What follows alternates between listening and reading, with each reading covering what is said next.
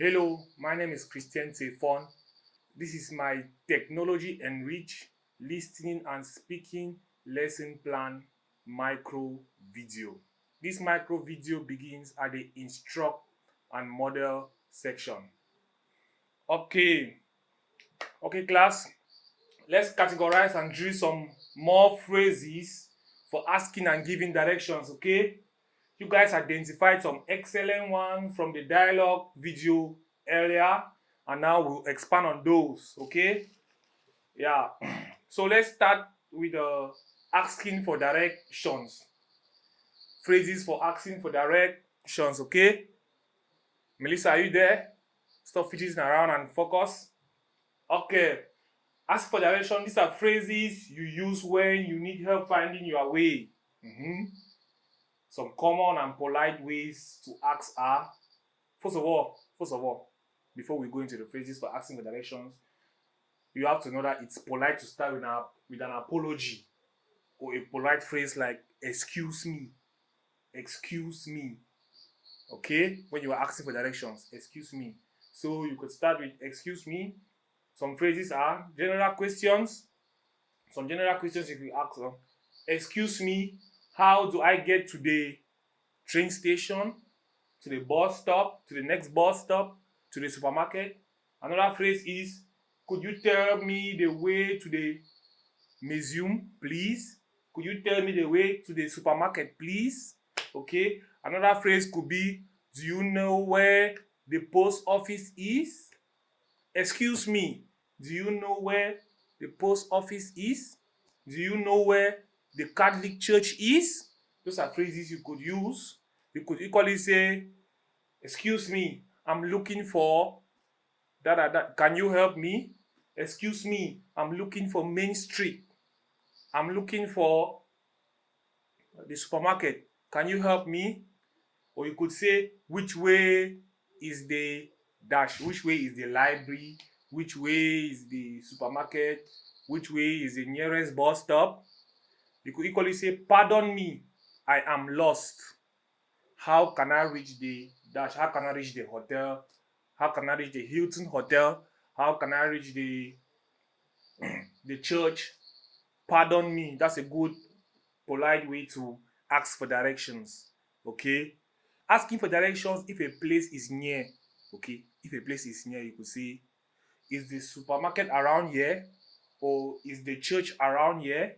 Excuse me, is the church around here? Okay. So next we have giving directions. This is when you're on the receiving end and someone is asking for directions. What are some of the phrases you can use to give directions? These are some of the phrases. Like starting the response. When someone says, could I disturb you a bit? Or excuse me, I'm looking for so and so place. Or I'm lost. Could you help me? A response you could give is, sure, no problem. You could say, certainly, I'll be happy to help. That's a starting response. Okay. Then you go now into giving the direction. Some phrases you could use, example phrases you could say, go straight until you reach the dash. Take the second left onto its opposite, next to, or between the, you understand? You will see it right, you will see it on your right, you will see it on your left. These are phrases you could use to give directions. Notice how we use words like. Notice how we use words like until you reach or take the second left to be very specific. With giving directions, you have to be very specific. Okay. We'll also be focusing on sequential language, like first, go, like first, then after that, when we model our directions later. I'm going to be modeling directions later using Google Maps. So it's good. I'll show you how to use sequential language. Okay. So sometimes when giving directions, you have to give the distance. You have to give the distance. So you could say, oh, for example, oh, it's just around the corner. It's not far from here. It's a bit of a walk. It's about a 5-minute walk. It's about a 10-minute drive. You see, those are phrases you could use to give directions.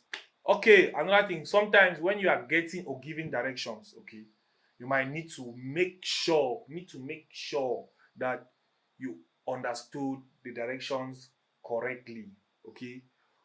Or you politely ask for more details, okay?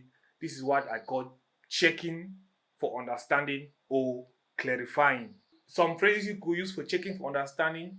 First, if you missed a specific part of the directions, let's say you were receiving directions and you missed a specific part. Carlos, what's the problem? Any question? Then focus. I'm drilling. Focus. Yes, if you miss a specific part of the directions, this is what you could say. Sorry, could you repeat that? If you didn't get a part, you could say, sorry, could you repeat that? You could equally say, I missed the last part. After the traffic light, for example, after the traffic light, did you say turn to your left or your right? Okay? If you need specific details, you could say, how far is it to the that you could say how far is it to the traffic lights, or you could say how far is it to the roundabout. Okay, if you need a detail for distance, you could say how many blocks is that. Like in America they count blocks. How many blocks is that? Roughly how many minute walks is it? What's the name of the street I need to turn on? What's the name of the street I need to turn on? Okay. Which landmark should I be looking for? These are phrases you could ask to get specific details from the person you are asking directions. Okay. If you want the speaker to slow down, you could say, sorry, could you speak a little more slowly? Sorry, could you speak a little bit more slowly? You could equally say, I want to make sure I get this right. Maybe you are writing down. I'm just writing this down. Could you pause for a second? These are phrases you ask to get more details. Okay? So, was that on the first left or the second left after the bang? That's a phrase you can ask to get specific details. Okay. Make sure these phrases that you are asking, they help prevent misunderstandings. Okay? So finally, let's say after someone has given you directions, it's good to show you've understood. This is what I call confirming understanding. Phrases for confirming understanding could be, okay, I got it, thanks. All right, I see. That's a phrase you could say to confirm if understood. Perfect, that makes sense. Great, I understand now. Okay, you could equally repeat key points. This is a very effective strategy. This shows that you were listening when receiving the directions, and this allows the speaker to correct any mistakes immediately so that you don't get lost again. So an example phrase you could say, okay, so let me see if I got this. Straight onto Main Street, right on Broadway, and it's on the left, correct? Then the person giving the directions now could say yes or no, or they add some more details that you've missed. So when ready to go, don't just leave. That will be impolite. These are phrases you can say when you're ready to go. You could say, that's very clear. Thanks for your help. Thank you for your help. Okay. You could equally say another phrase, I think I can find it from here. Thanks so much. You could equally say, I'm all set.